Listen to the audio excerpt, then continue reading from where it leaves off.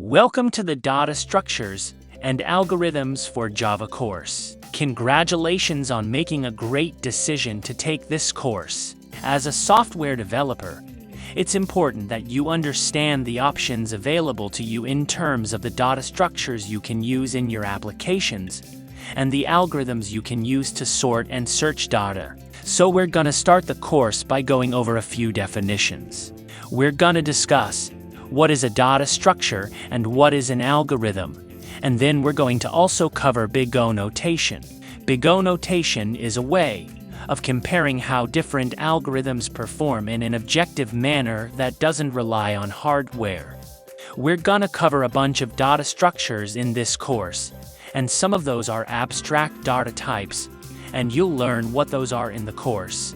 So we're gonna cover arrays, lists, stacks, queues, hash tables, trees, and we're gonna to focus mainly on binary search trees in the tree section, heaps, and a very brief look at sets for algorithms.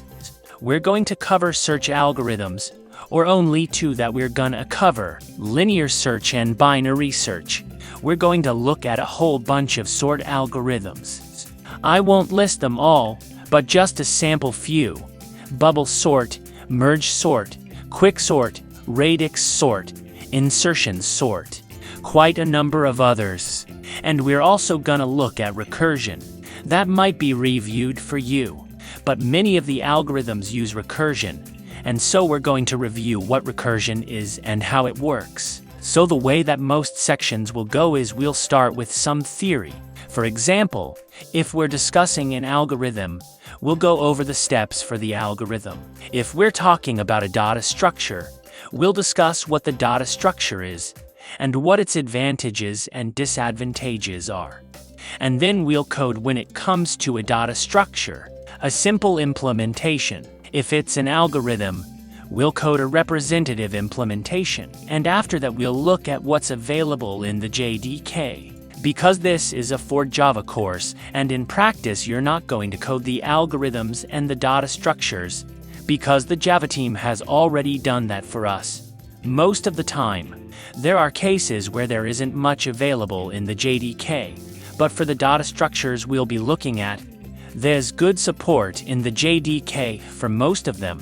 And when it comes to the sort algorithms, the JDK does have methods for sorting collections.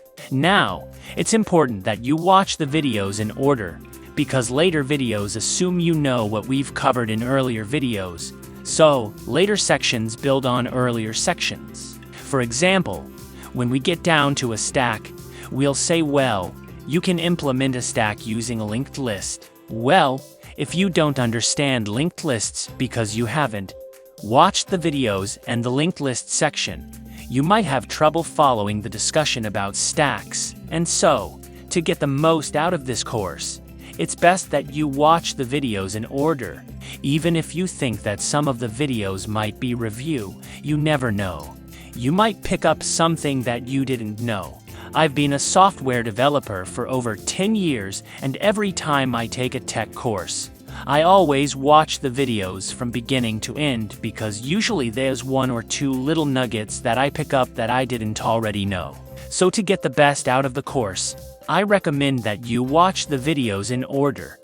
Okay, so I didn't want to spend a long time introducing the course because I know you want to get into the material, and so do I, so let's get going. I'll see you in the next video.